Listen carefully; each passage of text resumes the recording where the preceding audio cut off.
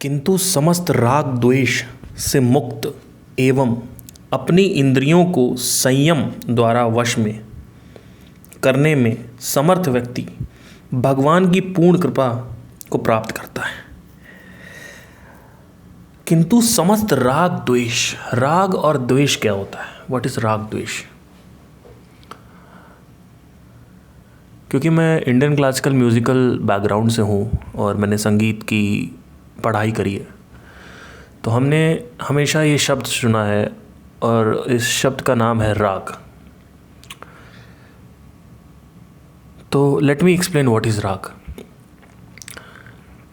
जब आप किसी चीज़ को करना चाहते हो और सिर्फ उसी चीज़ को करना चाहते हो, बाकी सारी चीज़ों से आपको घृणा हो जाती है, ये जो एक्सट्रीम में लाइक्स है, दैट इज कॉल्ड राग। और व्हाट इज द्वेष?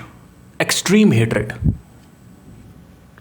ये जो हेट है कि मुझे सिर्फ और सिर्फ ये नहीं करना है और ये ही करना है। क्या नहीं करना है? जिससे मुझे नफरत है।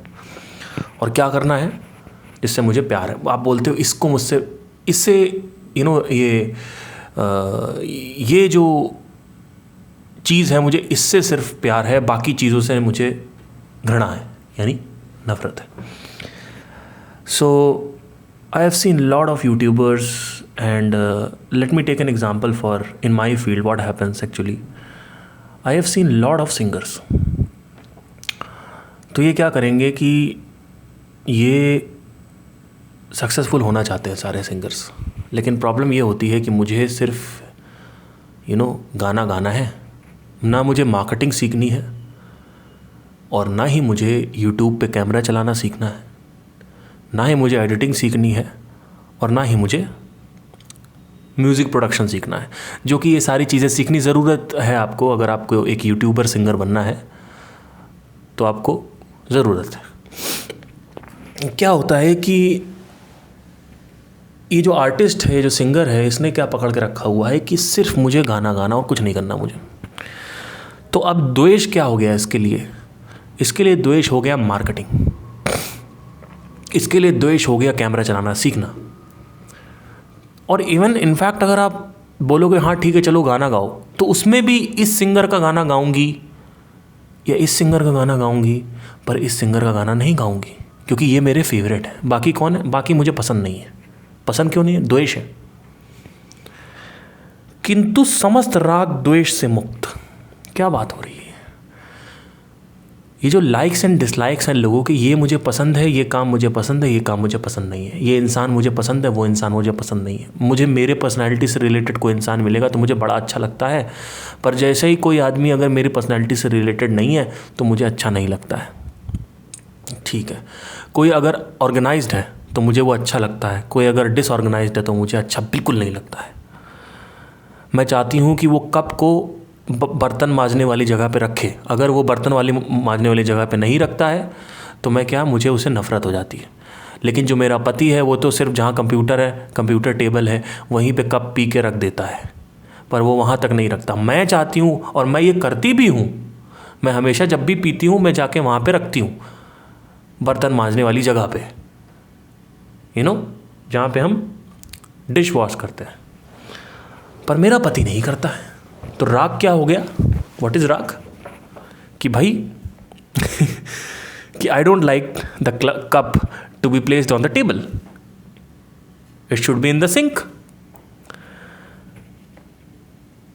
राग एक इंडियन क्लासिकल में भी टर्म है जिसमें अलग अलग रागों पे गाने बनते हैं, आपने सुना होगा। तो होता क्या है कि जब पहले क्या होता था, इनफैक्ट अभी भी आप देखोगे, अगर कहीं पे जब कोई मान लो सुबह कोई निकला ऑफिस के काम से या कुछ भी, साइकिल से जा रहा है बेचारा वो कहीं पे, और एकदम से मान लो एक आदमी है, उसके आसपास 4-5 लोग ऑलरेडी मौजूद हो चुके हैं और वो आदमी वहाँ पे बैठा हुआ है, हारमोनियम बजा रहा है और मान लीजिए राग देश गा रहा है, सा रे म पा नी सा नि धा पा मा गा रे गा नी सा, दिस इज राग देश। तो वो आदमी जो साइकिल से जा रहा है वो कहेगा कि यार थोड़ी देर 5 मिनट यार ठहर जाते हैं। राग का जो लिटरल मीनिंग होता है वो होता है आकर्षण। कहीं भी कोई भी राग बज रहा होता है तो वो आकर्षित करता है। कहीं भी कोई भी म्यूज़िक, अगर कोई खूबसूरत म्यूज़िक बज रहा है तो आपको आपकी तरफ वो खींचेगा। इनफैक्ट इस दुनिया में जितनी भी चीज़ें हैं जिसमें मज़ा मौजूद है, स्पेशली म्यूज़िक, वो खींचेगा आपको। अब प्रॉब्लम खींचने में नहीं है, प्रॉब्लम है कि वो ऐसा खींचेगा कि आप चिपक जाओगे उससे। अब जैसे आप उससे चिपके, आपको वही अच्छा लगेगा, बाकी सारी चीज़ें आपको डिसलाइक में चली जाएगी। You don't like that. So जो कुछ भी आपको अच्छा नहीं लगता है, जिससे आपको अत्यंत घृणा है या फिर सिर्फ घृणा है, you don't like also, that is also called द्वेष। राग is whatever you like. So क्या बोला जा रहा है, जब आपको आत्मबोध हो जाता है, भाई इस क्रिएशन में ऐसा क्या है जो स्पिरिचुअल नहीं है, मुझे बताइए।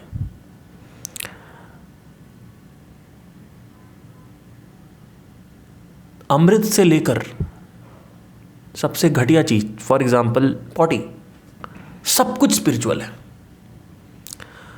इस दुनिया में ऐसा कुछ भी नहीं है जो कि अपने आप में एक जादू ना हो।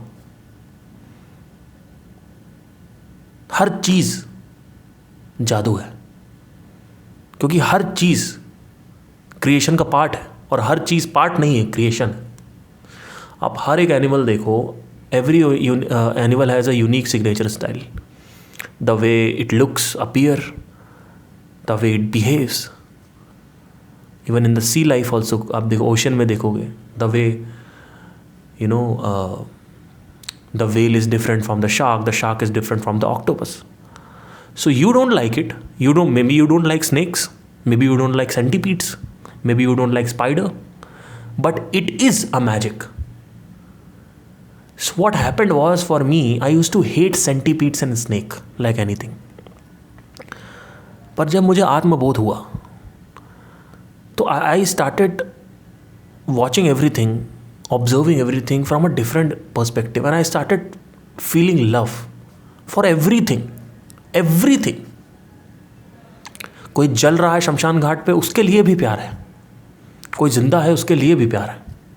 क्योंकि आपको ये समझ में आ जाता है कि whatever is going around, it is all you. Whatever is happening outside the planet, outside the galaxy, it is all you. You are the black hole, you are the planet, you are the matter, and you are also nothing. इस दुनिया में हर एक star जो है, यानी जो सन है, yellow डॉफ, एक है वाइट डॉफ जो वाइट सन होते हैं, अलग अलग प्रकृति के सन हैं। एक है वाइट डॉफ जो वाइट, जैसे कि आप स्टार्स देखते हो, that is white, that is also sun only. But for example हमारा जो सन है, उसकी जो एज है वो है 10 बिलियन, और multi million trillion trillion trillion trillion trillion trillion trillion years लगते हैं पूरे के पूरे जो मैटर है उसको ख़त्म होने में। Everything started from nothing. जहाँ स्पेस है, मैंने लास्ट में बोला था, वहाँ पे भी वाइब्रेशन है। Everything started from, it was nothing in the sub कुछ शुरुआत में सिर्फ एक शब्द था। अपने बाइबल में अगर आप पढ़ो तो उसमें भी लिखा होता है, in the beginning it there was a word and the word was God. From that word और फ्रॉम दैट वाइब्रेशन, और द इन क्वांटम फिजिक्स में अगर देखें तो एनर्जी जो है वहाँ से फॉर्म्स बनना स्टार्ट हो गए। और हर एक जो सोलर सिस्टम है उसका जो स्पैन होता है, मरने का स्पैन, जीने का स्पैन जो होता है, वो होता है 10 बिलियन। 10 बिलियन के बाद वो पूरा का पूरा सोलर सिस्टम डिस्ट्रॉय हो जाता है इन पीसेस। सो 10 बिलियन ईयर्स हमारे पास हैं, जिसमें से 4 बिलियन ऑलरेडी जा चुका है। 4 बिलियन ईयर्स में ऑलरेडी एवोल्यूशन हो गया, जिसमें हम इंसान बन गए धीरे धीरे, अमीबा से, from amoeba to a full grown intelligent human being. It took 4 billion years. We have 6 billion years left according to this is the science, this is not Gita, this is the science. Every star planet, every star has 10 billion of span age जो होती है हर एक जो सन है, जो उसकी उम्र होती है वो होती है 10 बिलियन ईयर्स। लेकिन जो पूरा का पूरा यूनिवर्स है, जहाँ जहाँ मैटर है, उसको नथिंगनेस तक पहुँचने में, जहाँ कुछ भी जिसको शिवा बोलते हैं, नथिंगनेस तक पहुँचने में million trillion trillion trillion trillion trillion trillion years लगेंगे। एंड हमारा कितना है, सिर्फ जो पूरा मैं अर्थ की तो बात ही नहीं कर रहा हूँ, मैं सिर्फ सोलर सिस्टम की बात कर रहा हूँ, दैट इज़ 10 बिलियन। अगर इतने मल्टी ट्रिलियन ईयर्स देखे जाएं, मल्टी ट्रिलियन जिलियन ईयर्स अगर देखे जाएं, तो उसमें हमारा जो एज ग्रुप है, जो हमारे सोलर सिस्टम का, वो कुछ नहीं है कुछ नहीं है, is nothing comparatively to zillion years. किंतु समस्त राग द्वेष से मुक्त एवं अपनी इंद्रियों को संयम द्वारा वश में करने में समर्थ व्यक्ति, समर्थ मतलब होता है शक्तिशाली, संयम मतलब होता है पेशेंस। इंद्रियों को संयम वर्ड को यूज़ किया गया है, पेशेंस को यूज़ किया गया है, क्योंकि आपको अगर कुछ भी खाने की आदत है या कुछ भी करने की आदत है, तो वो चुटकी बजाते ख़त्म नहीं होती। There is law of slowness involved, law of slowness, law of patience, धीरज और संयम। तो बिना संयम के क्या है ये दुनिया? आप देखोगे 4 बिलियन ईयर्स लगे हमको यहाँ तक पहुँचने में, कितना संयम होगा इस यूनिवर्स के पास, और अभी मल्टी जिलियन ईयर्स लगेंगे पूरा का पूरा जितने भी गैलेक्सीज बिग बैंग के द्वारा फट के बनी हैं उसको डिसॉल्व वापस मरने में। ये मत सोचो सिर्फ अपना प्लैनेट मरता है, प्लैनेट मरते हैं, सन मरते हैं, पूरे का पूरा सोलर सिस्टम मरता है, पूरा का पूरा गैलेक्सी मरता है, और everything eventually goes in the black hole. We don't know what is black hole. Black hole का मतलब है nothingness, जिसको शिवा बोलते हैं। ब्रह्मा विष्णु महेश, ब्रह्म मतलब होता है born, the source of creation. Vishnu मतलब होता है मेंटेनेंस चल रहा है। जैसे फॉर एग्जांपल आप 80 साल के लिए अगर आप जीते हो, 80-100 साल के लिए मान लीजिए आपकी ज़िंदगी है, तो क्या सेल्स बोलते हैं 30 साल की उम्र में इसको मार दो? नहीं, 100 साल तक वो आपको मेंटेन रखते हैं, उसके बाद डिटोरिएट होने लगती है बॉडी, उसके बाद आपको शरीर छोड़ना पड़ेगा। उसके बाद वो वहाँ पे 100 साल के बाद मान लीजिए आपको बोल सकते हैं महेश हो गया, महेश। बीच में जो स्पैन है वो है 100 years, so that can be call it lord Vishnu, ठीक है। And then Brahma, the source, when you are born. So इंद्रियों को संयम द्वारा वश में करने में संयम बहुत ज़रूरी है, क्योंकि हर चीज़ संयम से ही बनती है। बिना संयम के क्या ये दुनिया बनी? कितना संयम है आपको पता है? अगर आपको एक जगह खड़े होके सिर्फ मारा ना जाए 100 साल के बाद और खड़ा रख दिया जाए और कहा कि देखो, तो आप 4 बिलियन तक देख रहे हो, 4 बिलियन ईयर्स तक आप पागल हो जाओगे। तो इंद्रियों को संयम द्वारा वश में करने में समर्थ व्यक्ति भगवान की पूर्ण कृपा प्राप्त कर सकता है। What is the meaning of भगवान की पूर्ण कृपा? ये सब जो टर्म्स हैं इसको बहुत गलत ले लिया गया है, और इनफैक्ट इसमें मज़े की बात यह है कि जो भी आप जितने भी बाहर की दुनिया में लोगों ने गलत टर्म लिया है, भला कुछ नहीं हो रहा है किसी का उससे। जो कुछ भी आपने डेफिनेशन भगवान की माइंड में बना रखी है, भगवान क्या करते हैं, कैसे करते हैं, क्यों करते हैं, ये सब बना रखी है आपने ना, उससे क्या हो रहा है मुझे बताइए। उससे ये दुनिया, आज से दुनिया ये 100 साल पहले कम शांत थी, ज़्यादा शांत थी एक्चुअली, और धीरे धीरे और जैसे जैसे वक्त बढ़ता जा रहा है दुनिया और कम शांत होती जा रही है, और ज़्यादा बेचैन और रेस्टलेस, बेरहम होती जा रही है। और सिर्फ ये इतनी सारी मान्यताएं हैं, क्या काम आ रही है ये मान्यताएं? क्यों नहीं क्वेश्चन किया जाता है इन सब चीज़ों पे? ये जो यहाँ पे बात करी जा रही है, लोगों ने दिमाग नहीं लगाया, लोगों ने लिटरल पता नहीं क्या जादुई पर्सनालिटी बना दी कोई। भगवान की पूर्ण कृपा प्राप्त होती है। देखिए, व्हाट इज़ भगवान? लेट मी सी। आपने कहा कि कुछ लोग कहेंगे कि मैं क्रिएशन, मतलब मैं भगवान में विश्वास नहीं करता हूँ। कुछ लोग कहेंगे मैं विश्वास करता हूँ। क्यों? क्योंकि मेरे साथ एक्सपीरियंस ऐसे ऐसे, तो उस समय कुछ ऐसी ऐसी हेल्प आ गई मेरे पास, तो वो हेल्प जो आ गई उसकी वजह से मेरी जो मान्यता है वो बहुत ज़्यादा स्ट्रांग हो गई। पर ऐसे बहुत सारे लोग थे उसी वक्त जिनको आपसे ज़्यादा हेल्प की ज़रूरत थी, पर उनके पास हेल्प नहीं आई। मान लीजिए किसी के बच्चे की डेथ होने वाली थी, वो हॉस्पिटल में प्रे कर रहा था और आपको पैसे की कमी थी। आपके पास तो आ गया पैसा, तो आपने मान लिया कि हाँ भगवान है।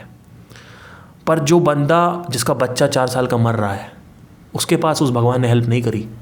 ये कैसा भगवान है भाई? नहीं, उसमें भी हम पिछले जन्म के कर्म ले आएंगे। मेरा पिछले जन्म का कर्म अच्छा था, इस वजह से मेरे पास हेल्प आ गई। अच्छा, तो 4 साल की बच्ची के साथ अगर कोई गलत काम हो जाता है, दुर्व्यवहार हो जाता है, घनघोर से घनघोर पाप हो जाता है, तो ये कैसा भगवान है? क्या अब उस बच्ची के भी अरे ठीक है, अच्छा माना अगर पिछले जन्म के कर्म थे, तो 4 साल की उम्र में रेप करने की क्या जरूरत थी? 25 साल की उम्र में रेप क्यों नहीं हुआ? और ये कैसा भगवान है भाई कि अगर वो चाहे तो वो उस लड़की की जो जहाँ जिस गली में वो जा रही थी, 25 साल की लड़की, उसको चाहता तो दिशा बदल सकता था उसकी, पर नहीं बदली। पर हाँ, आपको पैसे की ज़रूरत थी, कहीं से 10 लाख रुपए मिल गए तो आपने मान लिया। उसमें भी कोई लॉ ऑफ अट्रैक्शन मान लेता है, कोई चमत्कार मान लेता है, कोई किस्मत को मान लेता है, कोई कुंडली मान लेता है, कोई पामिस्ट्री मान लेता है, कोई कहता है वक्त सही चल रहा है, वक्त खराब चल रहा है, कोई कहता है प्लैनेट्स का ये है, प्लैनेट्स का वो है, एस्ट्रोलॉजी में कोई देख लेगा, कोई कहेगा कि मैंने ब्लैक मैजिक करवाया था, कोई कहेगा मेरे पिछले जन्म के कर्म थे।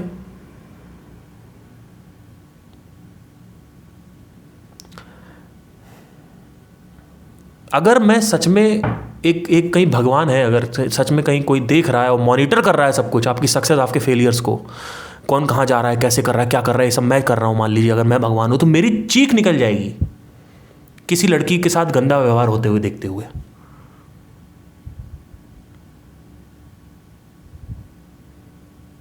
किसी को किडनैप कर लिया गया है, टॉर्चर दिया जा रहा है, उसकी जो खाल है वो निकाली जा रही है, उसका जो नाखून से प्लास से नाखून निकाला जा रहा है, मेरी चीख निकल आएगी। नहीं नहीं नहीं, हमें 10 लाख की जरूरत थी तो हमें तो मिल गया, हम मानते हैं भाई। क्या सबूत है कि वो जो 10 लाख रुपए आया? और हर बार क्यों नहीं आता है? हर बार क्यों नहीं आता है? अगर आज आपको जरूरत है, आज तो आ गया 2016 में, पर 2017 में फिर आपको उससे भी ज्यादा जरूरत पड़ी, उस समय तो नहीं आया। अगर कोई चीज सच है तो मैं रात में 3 बजे भी उठूं तो वो वहां पे अवेलेबल होनी चाहिए, जैसे लॉ ऑफ ग्रेविटी। अगर मैं रात में 3 बजे उठ के ऊपर अपने चौथी फ्लोर से पत्थर फेंकूंगा तो नीचे जमीन पे आके वो गिरेगा। मैं अगले साल फेंकूंगा तो अगले साल गिरेगा। मैं अगर पॉटी कर रहा हूं और उस समय फेंकूंगा तो उस समय गिरेगा। तो that is gravity, that is सच। सच कभी बदलता नहीं है वक्त के हिसाब से। वक्त कैसा भी हो, सच सच रहता है। पश्चिम में सूरज जाएगा, पूरब से ही निकलेगा, यह सच है। जो बदल जाए वो सच नहीं है। 2016 में आपके पास 10 लाख रुपए आ गए, 2017 में आपके पास नहीं आए। ये हो गया, वो हो गया, किसी का लड़का पैदा हो गया, भगवान ने किया है, किसी के बच्चे को एक्सीडेंट से बचा लिया किसी ने, तो हाँ ठीक है, हॉस्पिटल में बच्चा एडमिट था, भगवान ने किया। अच्छा, आपके मान लीजिए किसी और के बच्चे को ज़्यादा ज़रूरत थी, उसके बच्चे को हॉस्पिटल में नहीं बचाया गया एक्सीडेंट के टाइम। ओ पॉजिटिव ब्लड नहीं मिल रहा है, ओ पॉजिटिव ब्लड नहीं मिला, एकदम से ओ पॉजिटिव ब्लड मिल गया, तो हाँ किसने दिया है? कृपा थी भगवान की। कोई मर रहा है, किसी को कैंसर है, उससे भी ज़्यादा, ब्लड से भी ज़्यादा उसको ज़रूरत थी किसी ऑर्गन की, उसको नहीं मिला।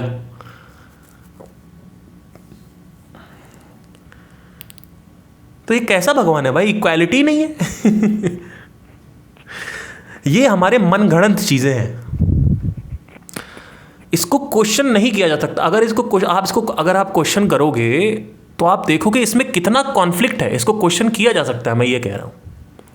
आप क्वेश्चनिंग करोगे इन सब चीज़ों पे तो आप देखो कितना तगड़ा कॉन्फ्लिक्ट क्रिएट हो रहा है, और जहाँ कॉन्फ्लिक्ट है वो सच नहीं है, यानी पूरा सच नहीं है वो। अब क्या भगवान नहीं है? क्या मैं ये कह रहा हूँ? बिल्कुल नहीं। तो मैं क्या कहना चाहता हूँ? मैं कह रहा हूँ कि भगवान की पूर्ण कृपा प्राप्त होती है। भगवान की कृपा प्राप्त होने का मतलब क्या है? भगवान की कृपा क्या है? भगवान क्या है? भगवान मतलब होता है, जो मैंने लास्ट वीडियो में बात करी थी, अगर आप क्वांटम फिजिक्स से देखोगे तो किसी भी ऑब्जेक्ट को जूम इन करोगे तो उसमें एटम मिलेगा, फिर आपको न्यूट्रॉन, प्रोटॉन, इलेक्ट्रॉन मिलेगा, फिर आपको क्वार्क्स मिलेंगे। क्वार्क्स को बोलते हैं, दैट इज कॉल्ड सब एटॉमिक पार्टिकल्स। एंड ये सब चीज़ें फर्दर क्लासीफाई होती जाती हैं। जैसे जैसे इंस्ट्रूमेंट हमारे पास आता जाएगा, हम और जूम इन करके देखते जाएंगे। अभी आज ये सब एटॉमिक पार्टिकल्स दिख रहे हैं, कल को कुछ और दिखेगा। फिर अल्टीमेटली क्वांटम फिजिक्स कहती है कि एवरीथिंग इज़ वेव्स। फिर हम पूछते हैं क्वांटम फिजिक्स से वेव्स क्या होती है? तो एवरीथिंग इज़ एनर्जी। एनर्जी क्या होती है? जहाँ मैटर नहीं भी है, जहाँ खाली स्पेस है, जहाँ अंधेरा है, वहाँ पे भी एनर्जी है। जहाँ पे खाली अंधेरा है, जहाँ पे कोई मैटर नहीं है, मतलब not even a single atom, वहाँ पर भी एनर्जी है। अब जब वो एनर्जी परम्यूटेशन एंड कॉम्बिनेशंस के थ्रू एक फॉर्म लेना चालू करती है, तो वो पहले सटल होता है। तो वो मान लो एटम बना, उसी एनर्जी से एटम बनना स्टार्ट हुआ, क्योंकि वो जो एनर्जी है वो इंटेलिजेंट एनर्जी है। अब जो वो एनर्जी है, वो उसको अर्थ पे क्या हो रहा है इससे कोई मतलब नहीं है। उसका काम है, कुछ लॉज हैं उसके हिसाब से चलना। आपके डिज़ायर्स क्या हैं, आपकी इच्छाएं क्या हैं, आपकी ये सारी चीज़ें क्या हैं, इस सब से इसको कोई मतलब नहीं है। आपके सक्सेस हो रहे हो तो उससे कोई मतलब नहीं, आपका फेलियर हो रहा कोई मतलब नहीं है। हमारे देश में, हमारे जो कल्चर है, उसमें हमेशा ये बोला गया था, your life is your Karma. आपकी ज़िंदगी आपका कर्म है। ये शुरू से बोला जा रहा है। आप अगर कहीं जा रहे हो और आपका एक्सीडेंट हो गया, चाहे आपने देखा हो चाहे ना देखा हो, मे बी वो सही से नहीं चला रहा था, तो इसका मतलब ये नहीं कि आपकी मौत आई थी। ये भी एक चमत्कार घुसेड़ दिया लोगों ने। वो बस हो गया, it just happened, there is no why in that. हो सकता है कि आपको पहले से कोई अगर इन्फॉर्म कर देता तो आप बच जाते, there is no why in that. अगर आप थोड़ा सा और सचेत होकर चलते तो आप बच जाते, लेकिन आपने कान में हेडफोन्स लगा रखे थे तो आप नहीं बचे।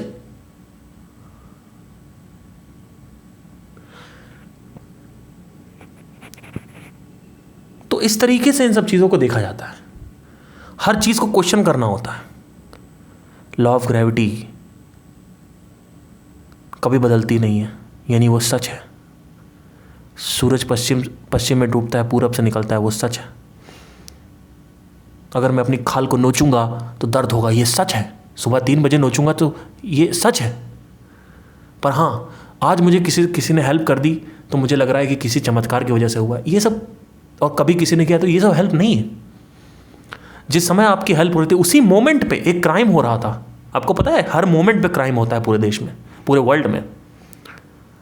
तो वो जो पैसे आपके पास आए, वो पैसे जो आपके पास आए, भगवान ने हेल्प करी आपकी, मान लीजिए, तो वो उस क्राइम को क्यों नहीं? ये कैसा भगवान है भाई? वो क्राइम रोकना जरूरी था ना। सो आप क्वेश्चन करोगे तो सारी जो आपकी मान्यताएं हैं, यही तो। अब देखिए, अगर आपको रिलीजन फॉलो करना है तो आप भागवत गीता मत पढ़ो, आप कोई भी शास्त्र मत पढ़ो, आप फॉलो करते हो। लेकिन प्रॉब्लम ये है कि सब कुछ आप फॉलो कर रहे हो, मंदिर जा रहे हो, सब कुछ कर रहे हो आप। सुबह से लेकर शाम तक 50 तरीके का हवन करवाते हो, 50 तरीके का अंगूठियाँ पहन रखी हैं, हो सब कुछ रहा है, लेकिन काम कुछ नहीं करता है। इस दुनिया को और शांत होना चाहिए भाई। अल्टीमेटली आप भगवान को क्यों पूछते हो कि हमें कहीं शांति प्राप्त हो, कुछ हमें खुशी प्राप्त हो कुछ नहीं रहा है। सो ऐसे आपको चीज़ों को समझना होता है। ये दुनिया और अशांत होती जा रही है और निर्दयी होती जा रही है। और जितना ज़्यादा आप देखोगे, जितना, और आप बड़े से बड़ा देखो, कोई भी क्रिमिनल देखो, किसी न किसी भगवान की पूजा करता हुआ मिलेगा आपको। या तो कोई शिव की पूजा करेगा, या फिर भगवान कृष्ण की पूजा करेगा, किसी की पूजा करता हुआ मिलेगा आपको। तो क्यों नहीं भगवान अपने कुछ गदा चलाते हैं और चक्र निकालते हैं और उसका गर्दन काट देते हैं, एक्सीडेंट करवा देते हैं, कुछ भी करवा, क्यों नहीं करते हैं? बहुत बड़े बड़े नेता है, वो करप्शन करते ही जा रहे, मर्डर होता ही जा रहा है। कितने मर्डर हो गए, कितने मर्डर तो न्यूज़ में आ गए। कुछ पता चला? कुछ नहीं पता चला। कौन है ये? कौन इतना निर्दयी है कि ऐसा देख सकता है? इसका मतलब कोई नहीं है। इसका मतलब हमने जो भगवान की डेफिनेशन है वो गलत समझ ली है।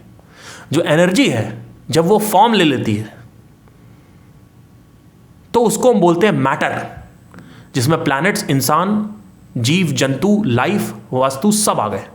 वही एनर्जी जब विस्फोट कर देती है, जिसको महेश बोलते हैं, जिसको शिव बोलते हैं, फिर वो वापस फॉर्मलेस हो जाती है। वही एनर्जी है। वो एनर्जी स्पेस में भी अभी भी आज भी मौजूद है। अभी जब बात कर रहा हूं इस वक्त भी पूरे स्पेस में हर जगह वो इंटेलिजेंट एनर्जी मौजूद है। लेकिन जो एनर्जी अब जैसे स्पेस है मेरे आसपास, तो इसने अभी फॉर्म नहीं लिया है। लेकिन अगर कुछ मैनिफेस्टेशन हो, अगर कुछ पांचों तत्व धरती, जल, अग्नि, वायु, आकाश वापस मिल जाएं तो मैनिफेस्टेशन पॉसिबल है। इसी स्पेस में मैनिफेस्टेशन पॉसिबल है, इसी आकाश में। सो जब एनर्जी, क्वांटम फिजिक्स से अगर देखें तो जो सब एटॉमिक पार्टिकल्स हैं वो भी मैटर है, एटम है वो भी मैटर है, मॉलिक्यूल्स भी मैटर हैं। और ग्रॉस आप करते, बैक्टीरिया, अमीबा और ग्रॉस करते जाओगे और बड़ा करते जाओगे, सब कुछ मैटर है।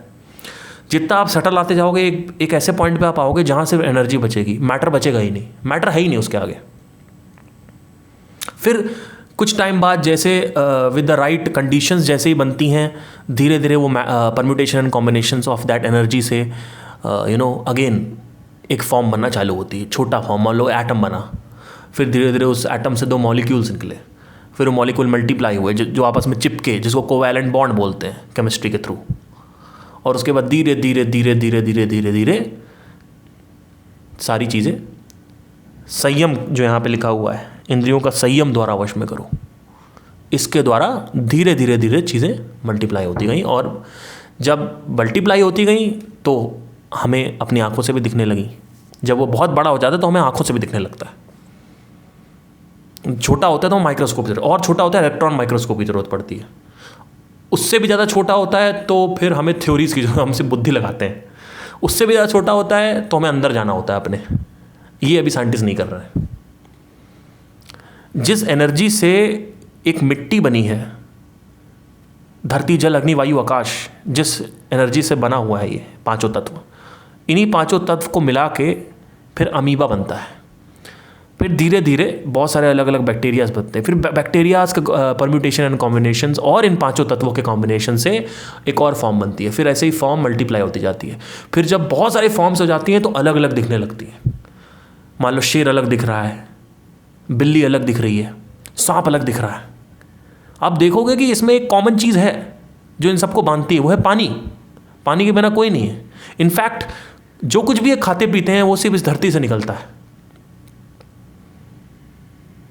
भाई गाय को घास जो है वो गाय खाती है, गाय को शेर खा लेता है, उसके बाद शेर पॉटी करता है, फिर वो वापस खाद बन जाता है, फिर उससे घास निकलती है।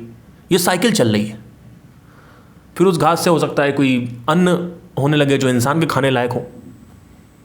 अगर आपको शेर के सामने रख दे तो शेर आपको खा लेगा और बढ़िया पचोगे आप, डाइजेशन अच्छा होगा आपका शेर का आपके थ्रू।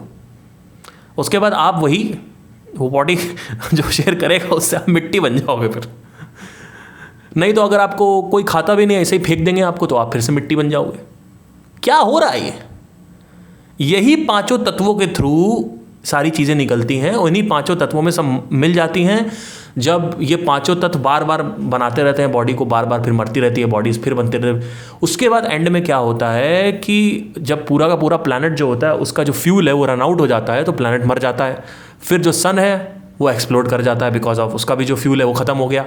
जब वो एक्सप्लोड कर जाता है तो ब्लैक होल बन जाता है, जिसको शिव बोलते हैं। उसमें सब कुछ चला जाता है, सब कुछ, nothing, all the matter is again converted to energy through black hole. मान लीजिए आप एक ग्लास है उसको पीसेस करेंगे, करते जाएंगे, लेकिन फिर भी पीसेस, जितना आप पीसेस करोगे वो डिवाइड होता जाएगा, लेकिन वो एनर्जी नहीं बनेगा। वो एनर्जी तभी बनेगा जब वो ब्लैक होल के अंदर जाएगा। वो एनर्जी नहीं बनेगा, वो मैटर ही रहेगा। आप कितना भी उसको मल्टीप्लाई कर दो। आप वैसे तो हम कितना काट सकते हो किसी भी चीज़ को, हमारे पास जो इंस्ट्रूमेंट है हम थोड़ा बहुत काटेंगे, फिर माइक्रोस्कोप से अगर काटना चालू कर दें या फिर इलेक्ट्रॉन माइक्रोस्कोप में कुछ कटर वटर लगा दें, उसमें कटना चालू हो गया, तो आप कितना भी काट दो, मैटर जो है वो कटेगा, डिवाइड हो जाएगा, पर वो कभी एनर्जी में कन्वर्ट नहीं होगा। एनर्जी को कन्वर्ट सिर्फ एनर्जी करेगी, यानी ब्लैक होल करेगा। अगर आप पढ़ो थोड़ा ब्लैक होल्स के बारे में तो every star becomes black hole after running out of the fuel. And what is inside the black, there is no white hole कि वहाँ से निकलो टनल है वहाँ से वहाँ, there is no white hole, nothing like that, it's just a theory. अभी जो थ्योरी है, nothing survives in that, even the gravity, even the X-ray radiation, nothing, cosmic radiations, matter, nothing survives the black hole. Everything is converted back into the energy. And after that, some point of time, if you, अगर आप थोड़ा और quantum physics सही से पढ़ोगे, black hole भी bast out करता है. और जब ब्लैक होल बस्ट आउट करता है तो अगेन फिर से सारी गैलेक्सीज, फिर से सारी चीजें, मैटर जो है वो बनना चालू हो जाता है उसी एनर्जी के थ्रू.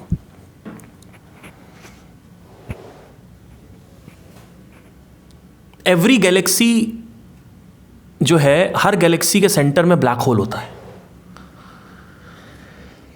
तो ये सारी चीज़ें जो है ये आपको देखनी पड़ेंगी, समझनी पड़ेंगी.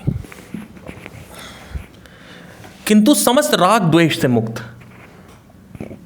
अभी जो श्लोक है उसमें जो बातें होती हैं वो तो मैं आपको बताता ही हूँ, लेकिन ये जो मैं बातें कर रहा हूँ ये सारा बुक आगे भी आप जो पढ़ोगे, मैं ट्राई करता हूँ कि सब कुछ एक ही में कवर हो जाए, जितना हो सके उतना.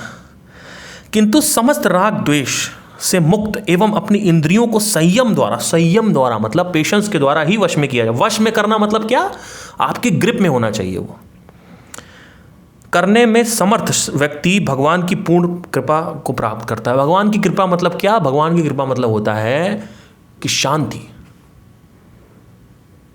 क्योंकि वो शांत है. क्या जो बाहर स्पेस है, जो वहाँ पे जहाँ पे मैटर नहीं है, अगर वहाँ पे आप नज़र मारो तो क्या मिलेगा आपको, सिर्फ शांति मिलेगी. तो उस शांति की जब कृपा होगी तो आपको क्या होगा, आपके अंदर वो शांति आ जाएगी. तो ये जो कृपा मिलेगी उस कृपा को बोलते हैं शांति. और क्या शांति छोटी चीज़ है, ये दुनिया कहाँ भाग रही है शांति के लिए.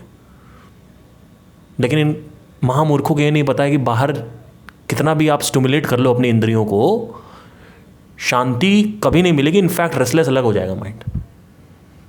जितना ज़्यादा आप इंद्रियों को स्टिमुलेट करते जाओगे उतना ही ज़्यादा मन विचलित होता जाता है.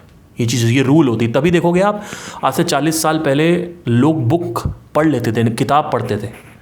अब आज के जनरेशन को देखो, nobody wants to read the book, nobody has the guts or patience to read a newspaper, nothing, they can't read, they can't sit at one place because visual stimulation बहुत ज़्यादा हो गया है मोबाइल और ये graphics के through. तो हो क्या रहा है, मैंने क्या बोला कि जितना ज़्यादा इंद्री, यानी आँख एक इंद्री है, जितना ज़्यादा किसी भी इंद्री को यूज़ किया जाता है उतना ही ज़्यादा आपका मन रेस्टलेस हो जाता है. बेसब्री, निर्दयता, no sweetness of emotions, only harsh frustration.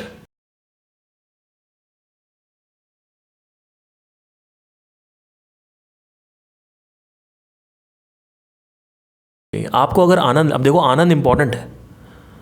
आप ये नहीं कर सकते कि हाँ ठीक है अब तो मैं आनंद लूंगा ही नहीं इंद्री से. अरे ऐसा नहीं कर सकते भाई, ऐसा नहीं होता है. आपको आत्मबोध करना है पहले, यानी मेडिटेशन में बैठ के अपने मन को शांत करना है. Meditation is a tool. मन जब शांत हो जाएगा तो आपको बहुत मज़ा आएगा. आप कहोगे यार ज़िंदगी में ऐसा कुछ मज़ा आ गया, मतलब ज़िंदगी में ऐसा कोई मज़ा है नहीं. जो आसनास हैं इसको यूज़ करके, अगर आप आसन नहीं भी करना चाहते हो शुरुआत में, आप सिर्फ मेडिटेशन कर सकते हो. मेडिटेशन बैठ के आप करिए तो उससे क्या होगा, मन शांत हो जाएगा. अब जब मन शांत हो जाता है तो आपका मन कहता है चाहे गीता पढ़ो चाहे ना पढ़ो, चाहे कुछ करो चाहे ना करो, चाहे चिप्स खाओ चाहे ना खाओ, चाहे पिज़्ज़ा खाओ चाहे ना खाओ, चाहे किसी सच्चा प्यार मिले. लोनलीनेस बिल्कुल पहले, सबसे पहली चीज़ जो है मेडिटेशन में, लोनलीनेस बिल्कुल ख़त्म हो जाती है.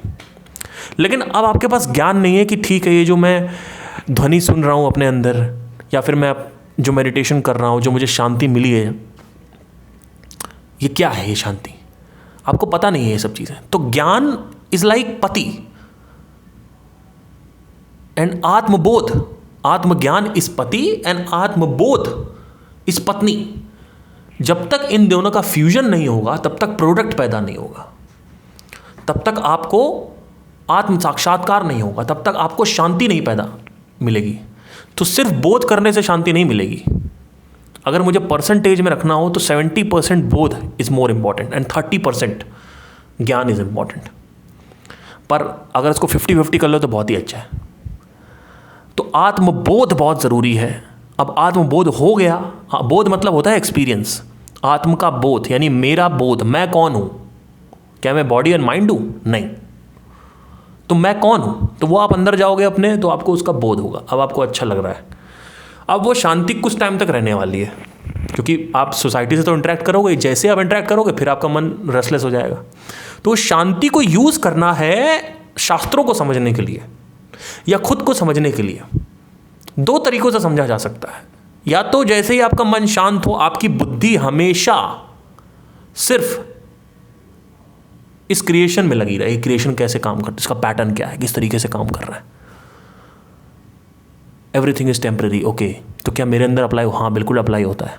जब भी मैं किसी चीज़ को छूता हूँ, किसी चीज़ को खाता हूँ, तो इनिशियली बड़ा मज़ा आता है, पर 1 महीने बाद 2 महीने बाद बोर हो जाता हूँ। ये हर चीज़ में हो रहा है और ये टेम्पररी है। तो अब ये चीज़ मेरे अंदर तो मैंने देख लिया कि ये टेम्पररी है, पर क्या ये यूनिवर्स में भी होता है? बिल्कुल होता है, प्लैनेट्स भी वही कर रहे हैं। कुछ टाइम बाद आप देखोगे कि वो प्लैनेट मर जाएगा।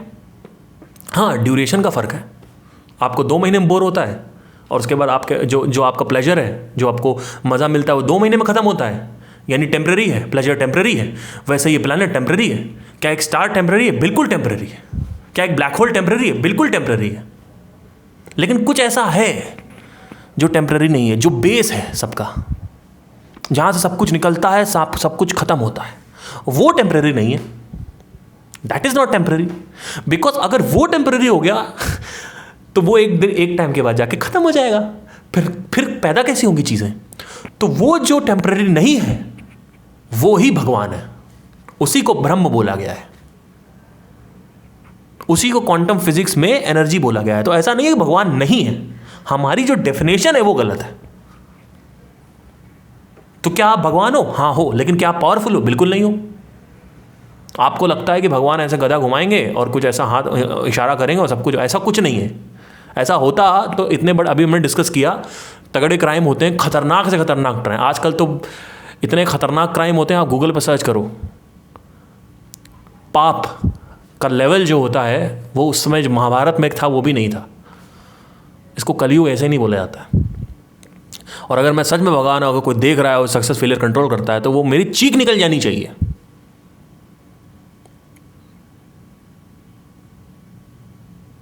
सर फोड़ लूंगा मैं कि ऐसा कैसे हो रहा है, और मैं गुस्से से पागल हो जाऊंगा और मार डालूंगा उन टेररिस्ट को जिन्होंने 26/11 किया, मान लीजिए। पर किसी ने रोका? किसी ने नहीं रोका। किसी ने क्वेश्चन किया? नहीं। क्यों नहीं किया? क्योंकि सब लोग व्यस्त है। कहाँ व्यस्त है? काम करने में। उससे क्या होता है? पैसा आता है। उससे क्या होता है? हाँ, खाना पीना खाते हैं। खाना पीने के लिए तो पैसा 5,000 रुपये महीना चाहिए। हाँ, और उसके बाद क्या? कार चाहिए। उससे क्या होगा? मज़ा आएगा। उससे क्या होगा? उससे क्या? कुछ नहीं, शो ऑफ। उससे शो ऑफ से क्या होगा? पता नहीं।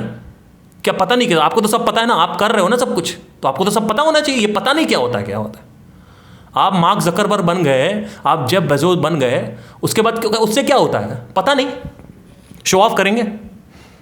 मैं बताता हूँ उसके बाद क्या होता है। जब आप शो ऑफ करने लगोगे, उसके बाद एक टाइम आएगा वो शो ऑफ भी ख़त्म हो जाएगा। उस शो ऑफ का जो मज़ा है, ये जो दिखाने का मज़ा होता है ना, ये कुछ टाइम के लिए होता है कि मेरे पास मान लो BMW है, तो आप दिखा रहे हो इंस्टाग्राम, फेसबुक, यहाँ वहाँ सब जगह सब लोग जल रहे हैं, आपको बड़ा मज़ा आ रहा है। फिर आप देखोगे कि एक टाइम आएगा कि आप कितना भी दिखा लो, वो जो अंदर से रिएक्शन उठता था आपको लोगों को जलते हुए देखने में, वो ख़त्म हो जाएगा। आप फिर again back to square one, default setting, boredom, frustration, anger.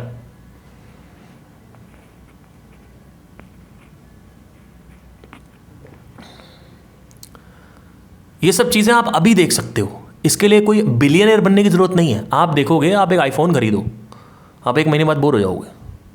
आप बाइक खरीदो, 1 महीने बाद बोर। आपने कहा लैपटॉप पे गेम खेलेंगे, लैपटॉप खरीदो, गेम खेलो, बोर 2-3 महीने में। आपको में सच्चा प्यार करो, सच्चा प्यार 6-7 महीने में bore. Bore is not the problem. चलो ठीक है, बोरियत प्रॉब्लम नहीं है, लेकिन जब बोर हो जाता है आदमी, उसके बाद जो जिस स्टेट में वो होता है, उस स्टेट को बोलते हैं फ्रस्ट्रेशन। और जब वो फ्रस्ट्रेशन बहुत ज़्यादा हो जाती है, वो एक्सप्रेस होने लगती है। फिर आदमी, सामने वाला कहता है कि यार ये तो आदमी बड़ा खतरनाक है, दूसरों की बुराई करता है और गुस्सा रहता है हमेशा। फिर आप देखोगे ऐसे आदमी जब संख्या बढ़ने लगती है, तो पहले जब ये आदमी जो होते हैं, ये एक या 2 जो फ्रस्ट्रेटेड आदमी होते हैं, मान लीजिए 100 आदमी है, उसमें से 99 लोग शांत हैं और एक आदमी फ्रस्ट्रेटेड, तो उसको बोलते हैं सतयुग। फिर जब वो बढ़ने लगते हैं, 20-30 हो जाते हैं, तो मान लीजिए उसको बोलते हैं त्रेता युग। और जब वो मान लो बहुत ज़्यादा हो जाते हैं, 50%, 60% क्रॉस हो जाता है, तब उसको बोलते हैं कलयुग।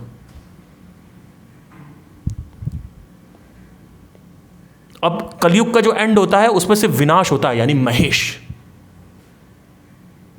और कुछ नहीं होता है, यानी शिव। शिव मतलब नथिंग। तो प्रॉब्लम ये है कि whatever you will accumulate, it will all become boring and then it will lead eventually to क्रोध, which is called in Bhagavad Gita. So किंतु समस्त राग द्वेष से मुक्त, राग और द्वेष से सभी आदमी मुक्त हो सकता है जब आदमी को आत्म साक्षात्कार हो गया हो एवं अपनी इंद्रियों को संयम द्वारा वश में करने में समर्थ व्यक्ति भगवान की पूर्ण कृपा को प्राप्त कर सकता है। अगला बाद में देखते हैं।